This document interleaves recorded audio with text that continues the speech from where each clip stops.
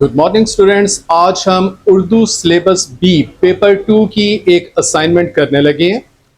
ये पेपर 1.5 घंटे का होता है, 1.5 आवर्स इसका टोटल टाइम होता है और ये पेपर 50 नंबर का टोटल होता है। और उसमें पहला सवाल जो है वो सेंटेंस ट्रांसफॉर्मेशन का होता है। सेंटेंस ट्रांसफॉर्मेशन में वो आपको एक मिसाल पहले दे देगा, उस मिसाल को आपने अच्छे से पढ़ लेना है और उसको फॉलो करना है और फिर उसके अकॉर्डिंग आपने उस मिसाल से फिर बाकी 5 फिक्रों को आपने करना होता है ट्रांसफॉर्म। 5 फिक्रे फिर इसमें आपसे रिक्वायर किए जाते हैं कि आपने इसको ट्रांसफॉर्म करें। अच्छा, अब मिसाल में वो बाज़ फेल हाल में ले जाता है, बाज़ फेल माजी में ले जाता है, बाज़ फेल मुस्तकबिल में ले जाता है। यानी जो उसने ट्रांसफॉर्म आपको मिसाल दी होगी उस मिसाल को आपने फॉलो करते हुए 5 फिक्रों को आपने ट्रांसफॉर्म करना होगा। ये सवाल 5 नंबर का होता है, इसमें 5 फिक्रे आते हैं जिसको आपने ट्रांसफॉर्म करना होता है। तो आए अब 5 फिक्रों को हम ट्रांसफॉर्म करते हैं। पहला फिक्रा है, अक्सर बच्चे आइसक्रीम बहुत शौक से खाते हैं। और इस तरह से इनकम्प्लीट सेंटेंस आपको दिया गया होगा जिसको आपने उसको देख के ट्रांसफॉर्म करना होगा और मिसाल को फॉलो करना होगा।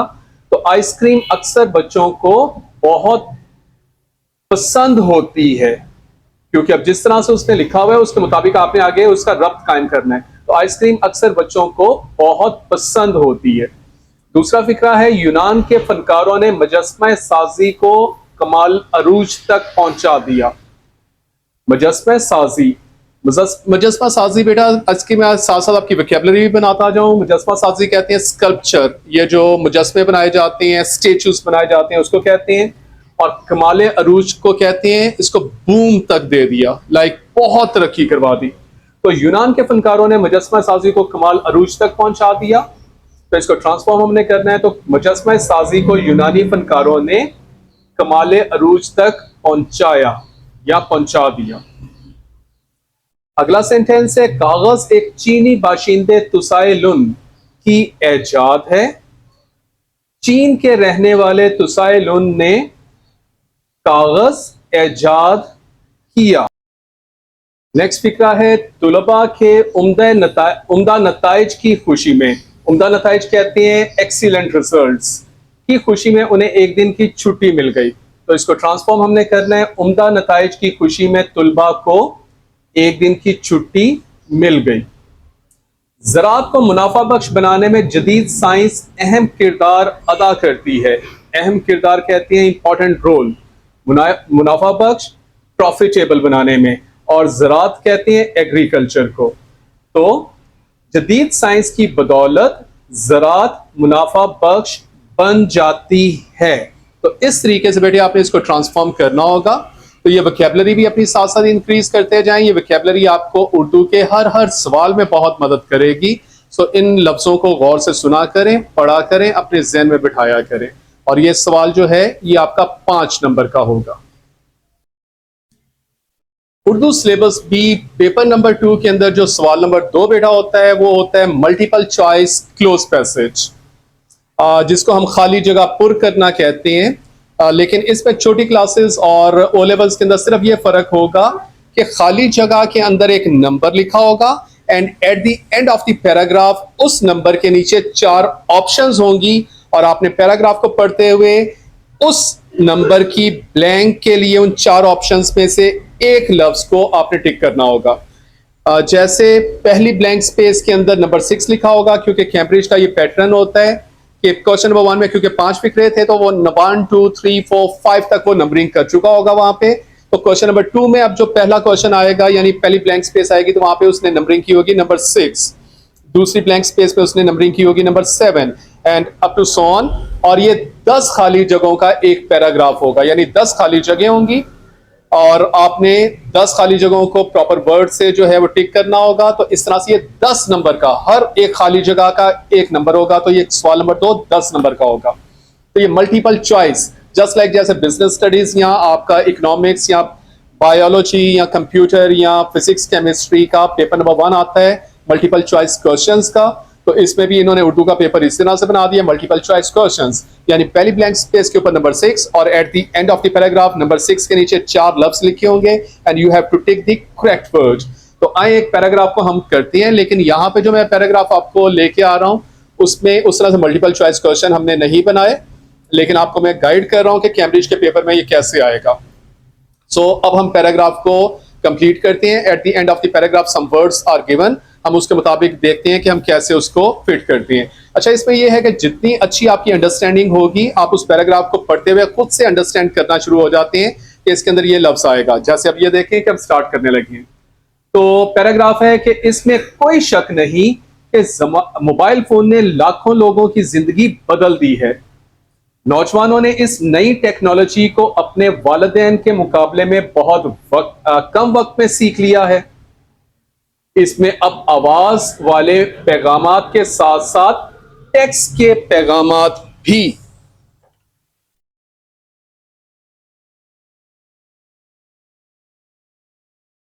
तो यहां से अब आपकी ब्लैंक स्पेसेस स्टार्ट होने लगी हैं, सो कंसंट्रेट योरसेल्फ। तो टेक्स्ट वाले मैसेज पैगामात भी डैश हो गए हैं। तो इनमें से देखते हैं कि कौन सा लफ्ज इसमें बेहतर तरीके से फिट हो सकता है। तो ये शामिल, क्योंकि उसने कहा था कि वॉइस यानी आवाज वाले मैसेजेस के साथ साथ टेक्स्ट मैसेजेस, तो शामिल हो गए हैं, तो ये लफ्ज यहां पे आना चाहिए। तो इस तरह से ये देखिए आपकी अंडरस्टैंडिंग हो रही है। तो आपने मैक्सिमम पैराग्राफ्स को सॉल्व करना है पेपर से पहले, ताकि आपकी जितनी ज्यादा प्रैक्टिस होगी, you will be in a comfortable position to handle that kind of question in the paper. और अब मोबाइल फोन राब्ते के लिए दुनिया के मशहूर तरीन जराए में से एक है। अब ये एक आम सी बात हो गई है कि सड़कों पर नौजवान अपने मोबाइल फोन को गौर से देखते हुए डैश से टेक्स्ट करते हुए, तो ये देखें यहां पे लफ्ज जो लिखे हुए हैं, तो ये देखें हम इसमें तेजी का लफ्ज इसमें लिख सकते हैं कि सड़कों पर नौजवान अपने मोबाइल फोन को गौर से देखते हुए तेजी से टेक्स्ट करते हुए। तो आपने देखा होगा आजकल के जो यंगस्टर्स हैं बड़ी स्पीड में इस तरह से कर रहे होते हैं और उनका ध्यान इधर उधर नहीं होता, वो अपने मोबाइल के ऊपर मतलब गुम हुए होते हैं। और बड़ी स्पीड, इनकी इतनी स्पीड होती है कि आप उनकी फिंगर्स की मूवमेंट अगर देखें तो आपको यूं लगेगा कि जैसे एक प्रोफेशनल टाइपिस्ट जो जिस तरह टाइप कर रहा होता है। तो तेजी से टेक्स्ट करते हुए या आने वाले पैगामात को पढ़ते हुए अक्सर डैश आते हैं, तो उसमें लफ्ज आ जाएगा नजर आते हैं, अक्सर नजर आते हैं। नौजवान जिस रफ्तार से टेक्स्ट भेजते हैं वो बहुत ही हैरत अंगेज है। नौजवानों के लिए फोन करने के बजाय टेक्स्ट भेजने का सबसे बड़ा फायदा यह है कि उनके लिए यह फोन के मुकाबले में बहुत सस्ता होता है, इसलिए कि उनमें से अक्सर अभी पैसा नहीं कमाते। ताहम इस सिलसिले में फिक्र की बात यह है कि साइंसदान के मुताबिक 16 साल के करीबन आधे से ज्यादा नौजवानों की नींद पर टेक्स्ट के डैश असर पड़ता है। तो डैश असर में नींद पर टेक्स्ट के यहां पे कोई इतना बेहतर लफ्ज तो है नहीं। चलें इससे आगे चलते हैं, देखते हैं, क्योंकि ये पैराग्राफ बेटे आप ये पढ़ रहे हो इसमें काफी ज्यादा, ये क्योंकि लोकल बुक्स हैं तो इसमें काफी ज्यादा प्रॉब्लम्स भी हैं, तो पास वक्त ऐसा लफ्ज इस पे फिट भी नहीं हो रहा था, ये भी मैं आपको बता दूं। तो इससे आगे देखते हैं, कुछ नौजवान अपने मोबाइल साथ लेकर सोते हैं ताकि कोई टेक्स्ट पैगाम देखने से महरूम ना रह जाएं। साइंसदानों के मुताबिक रात ज्यादा देर तक टीवी देखने के मुकाबले में मोबाइल की वजह से नींद पर असर का ज्यादा खतरा है। इसकी वजह यह है कि टीवी के प्रोग्राम इस वक्त आते हैं जब अक्सर नौजवान सो जाते हैं, जबकि मोबाइल फोन की वजह से नींद में डैश वाकया होता रहता है। तो यहाँ पे लफ्ज आएगा खलल। खलल कहते हैं डिस्टरबेंस को। आपने अक्सर देखा होगा जब कोई मैसेज आता है तो वो वाइब्रेशन होती है या हल्की सी आवाज आती है तो एकदम नींद खराब हो जाती है, तो उस चीज को कहते हैं खलल, वाकया होता रहता है। तो इस तरीके से बेटे आपने इसको जो है वो फिल इन द ब्लैंक्स कर लिया है, यानी ये होगा मल्टीपल चॉइस क्लोज पैसेज। ये टेक्निकल टर्म है इस तरह के क्वेश्चन के लिए। This is question number 2। इसके 10 नंबर होते हैं सवाल के।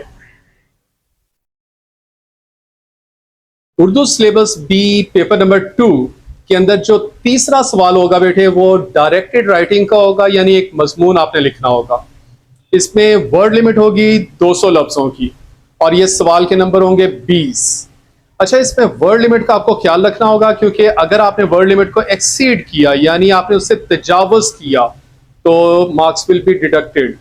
वो सिर्फ 200 वर्ड्स तक उसने लाइन लगा देनी है यूं करके, उसके अंदर जितना लिखा होगा उसने उसके मार्क्स देने हैं। उसके आगे चाहे आपने हीरे मोती भी अगर प्रोए होंगे, यानी आपने बहुत अच्छा भी अगर कुछ लिखा होगा, तो 200 की लिमिट के आगे उसने उसको नहीं मार्क्स करने। सो बी वेरी केयरफुल। और यही चीज इसके अंदर जो है वो इंपॉर्टेंट है इस क्वेश्चन में, कि आपको 200 वर्ड्स को घर के अंदर जो है वो बार बार प्रैक्टिस करनी है कि आपने अपने किसी ऐसे को 200 वर्ड्स में कैसे कंप्लीट करना है। अच्छा, इसमें मैं आपको थोड़ा सा गाइड कर दूं कि एक नॉर्मल बच्चे को जो मैं देखता हूं, जो मेरे स्टूडेंट्स होते हैं, वो आमतौर पे उर्दू के अंदर लिखते हुए एक लाइन के अंदर 8 से 10 लफ्ज लिखते हैं। तो 8 से 10 लफ्जों का अगर एक लाइन है, तो अगर 200 लफ्ज करने हैं तो इसका मतलब है कोई 17 से 20 लाइनें आपने लिखनी होती हैं बस। अगली चीज इसमें जो आपके लिए इंपॉर्टेंट है जानने की, वो इस सवाल के अंदर कैम्ब्रिज के पेपर के लिहाज से, कि इसमें वो कोई 2 पॉइंट आपको खुद से देगा, टॉपिक देगा और कोई से 2 पॉइंट आपको देगा, और आपसे कहेगा कि इन पॉइंट्स को यूज करते हुए ऐसे लिखें, यानी मजमून लिखें। और साथ ही साथ वो आपको अलाउ करेगा कि अगर उन 2 पॉइंट्स के अलावा भी आपके जहन में कोई पॉइंट आ रहा है तो आप अपने मजमून में शामिल कर लें। लेकिन वर्ड लिमिट 200 वर्ड्स की है, ये चीजों का आपको ख्याल रखना है, यानी सारी चीजों को आपने ग्रिप करना है। 200 वर्ड लिमिट, 2 पॉइंट देगा, टॉपिक देगा, साथ ही अलाउ करेगा कि आप अपने पास से भी कुछ पॉइंट ऐड करना चाहते हैं तो कर लें। सो ये सारी चीजों को आपने ग्रिप करके आगे फिल करना है। लाइक इस तरह से आपने अपने इस क्वेश्चन को अटेम्प्ट करना है। तो आइए जी एक हम स्टार्ट करने लगे हैं। तो टॉपिक हमारे पास है एक ख्वाब, और उसके अंदर ये देखें ये पॉइंट्स कुछ हैं। अब इन पॉइंट्स के ऊपर आपने जो नॉलेज है उसी को तो ग्रिप करना है। हो सकता है यही पॉइंट पेपर में आ जाए या इसका कोई मिलता जुलता आ जाए, तो ये नॉलेज फिर आपको वहां पे पेपर में उस सवाल को अटेम्प्ट करने में मदद देगा, क्योंकि आपके पास उस पॉइंट के बारे में नॉलेज होगा।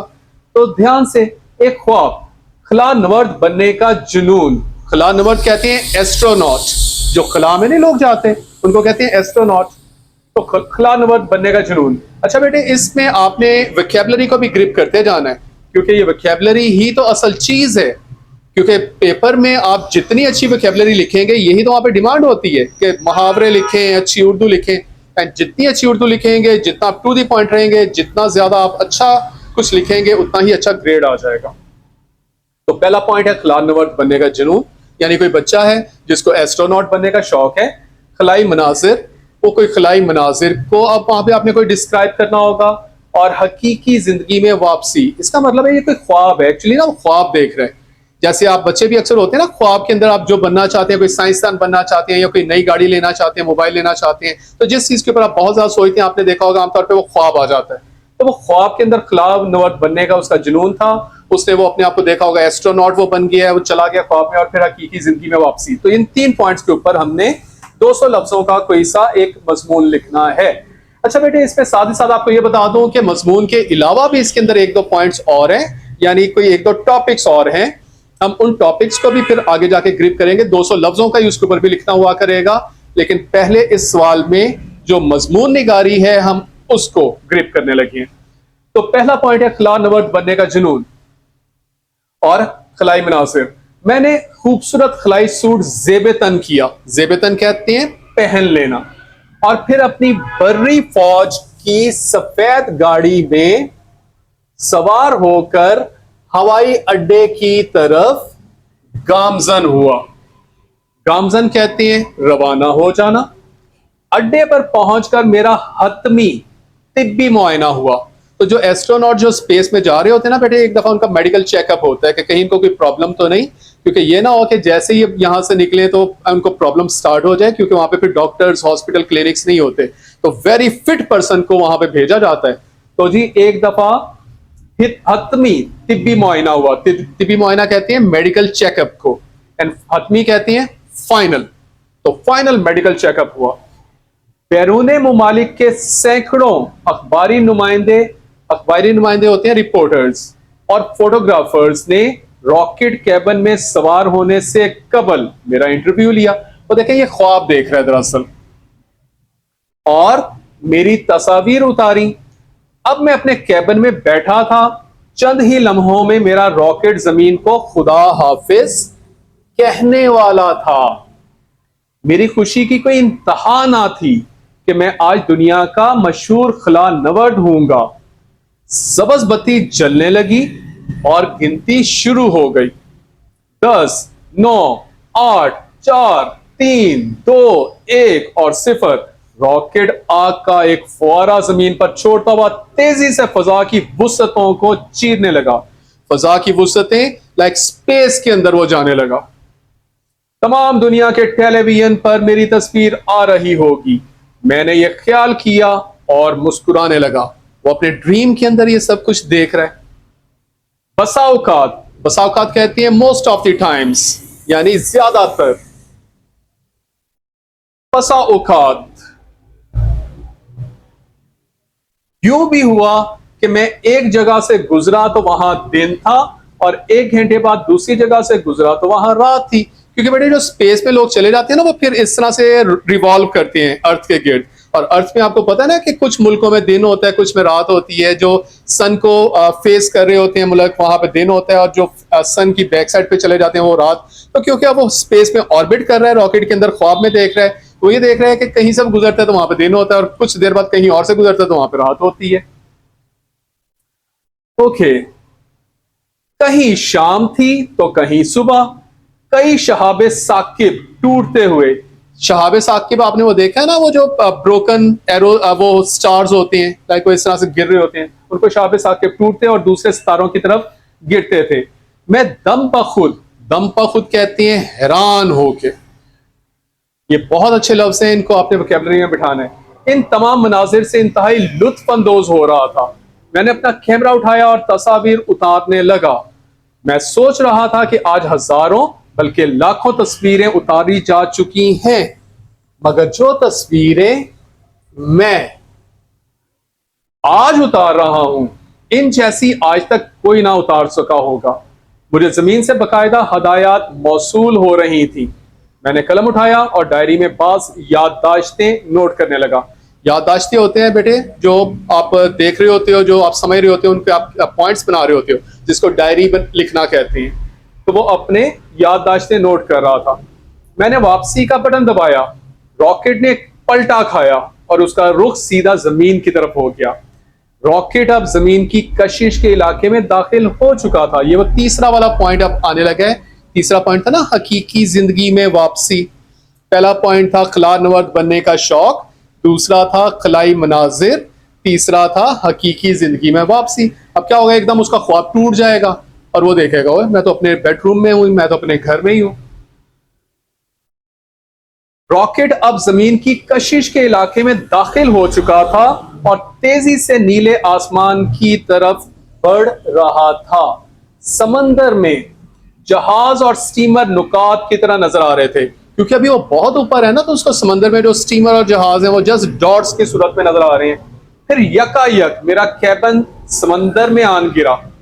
एक नजदीकी जहाज तेजी से मेरी जानिब लपका और कैबिन उठाकर जहाज में रख लिया। मैं झट बाहर निकला। जहाज के कप्तान ने मुझे मुबारकबाद पेश की और तोपों की सलामी दी।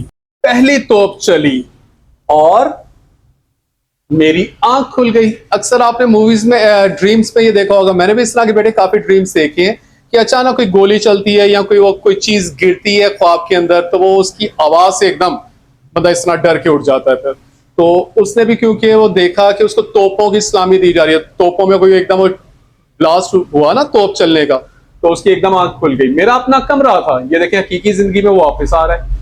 यानी आपने हर पॉइंट को कैटर करना है, जो भी पॉइंट्स आपको दिए गए होंगे या जो भी पॉइंट आप सोचेंगे, और इक्वली आपने उसके ऊपर लिखना होगा। मेरे सीने पर अंग्रेजी की वही किताब पड़ी थी जो मैं पढ़ते पढ़ते सो गया था।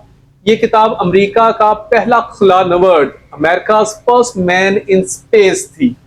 मुझे ख्वाब के हसीन मनाजिर याद आने लगे। मैंने एक दफा फिर आंखें मूंद ली।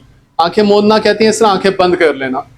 लेकिन आपने भी ये देखा होगा, कभी कभी आप भी बहुत अच्छा कोई ख्वाब देखती है ना, तो आप इस तरह आंखें बंद करके दोबारा सोने की कोशिश करती है कि काश ये ख्वाब दोबारा वहीं से कंटिन्यू हो जाए। लेकिन मोस्ट ऑफ द केसेस में ये नहीं होता। तो उसने भी कोशिश कर रहा है कि उसने आंखें मूंद ली कि शायद, मगर वो ख्वाब सुहाना टूट गया। तो वो बच्चा क्योंकि खिलानवर्द बनना चाह रहा है, तो इस मजमून को आपने अच्छे से पढ़ना है और इसको अपने नोट्स बनाने हैं। उर्दू सेकंड लैंग्वेज, सवाल नंबर 4। ट्रांसलेशन का होता है, जिसमें a paragraph is given to you people and you are required to translate the paragraph into Urdu. आपको एक पैराग्राफ दिया जाता है और आपसे कहा जाता है कि उसको उर्दू में ट्रांसलेट करें। The thing required to translate into Urdu is the translation should be in a continuous flow and very polished and idiomatic Urdu should be used. लेकिन एक चीज जिसका आपको इसमें ख्याल करना होगा ट्रांसलेशन के दौरान में, कि जो गुफ्तगू का रब्त है वो बिल्कुल कायम रहना चाहिए, और दूसरा जो उर्दू है वो मुहावराती उर्दू और अच्छी उर्दू का इस्तेमाल होना चाहिए। तो आइए एक पैराग्राफ का हम ट्रांसलेशन करते हैं। We work so hard that the afternoon grows up and becomes evening. हमने इतनी मेहनत की कि दोपहर ढल कर शाम हो गई। Neither Toby nor I look at anything except the bricks in front of us, but now we finish. Toby और मैंने उन ईंटों के अलावा जो हमारे सामने पड़ी थी किसी चीज पर नहीं देखा, लेकिन अब हमारा काम खत्म हो चुका था। And Joe has painted all the woodwork pink and the house front glows and sparkles like the ads in a woman's magazine. और जो ने सारे लकड़ी के काम पर पिंक कलर का रंग कर दिया था और घर का सामने का हिस्सा किसी औरत के मैगजीन के इश्तिहारात की तरह चमक रहा था। And here is mom in the middle of the opposite pavement admiring her new. और अम्मी जो कि मुखालिफ सिमत के फुटपाथ के बीच में खड़ी थी, एडमायरिंग हर न्यू, फुटपाथ के बीच में अम्मी खड़ी अपने नए घर की तारीफ कर रही थी। I look up the street and I look down the street and I can not believe it. Everywhere people are painting and whistling because the whole street is crazy. मैंने गली के दोनों अतराफ, लुक अप एंड डाउन को हम translate करेंगे दोनों अतराफ, इस तरफ भी इस तरफ भी। मैंने गली के दोनों अतराफ पे देखा और मुझे यकीन ना हुआ, क्योंकि हर कोई रंग कर रहा था और सीटियां बजा रहा था, क्योंकि पूरी गली पागल हो चुकी थी। The whole street is either crazy or else it is sane for the first time. या तो पूरी गली पागल हो गई है या वो पहली दफा होश में आई है। सेन, होश में आना। या तो पूरी गली पागल हो गई है या फिर पहली दफा होश में आई है। It is not only the house fronts which are all colors, but the pavements from end to end. And it is not just the pavements, but George is polishing his windows, which he has cleaned spotless. And that evening, everyone else is busy cleaning windows until they sparkle. ना सिर्फ घर के सामने के हिस्सों को रंग किया जा रहा था, बल्कि फुटपाथ को एक किनारे से दूसरे किनारे तक भी रंग किया जा रहा था।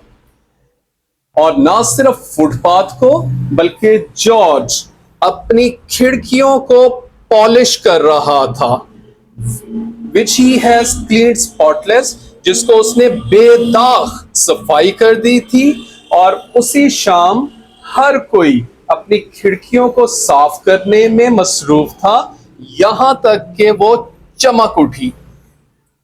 सो बेटा, ये इसकी ट्रांसलेशन है। It's not a easy work. It's not a easy task. So practice a lot. This is really a thing which requires practice. और ये पैराग्राफ 15 नंबर का होता है।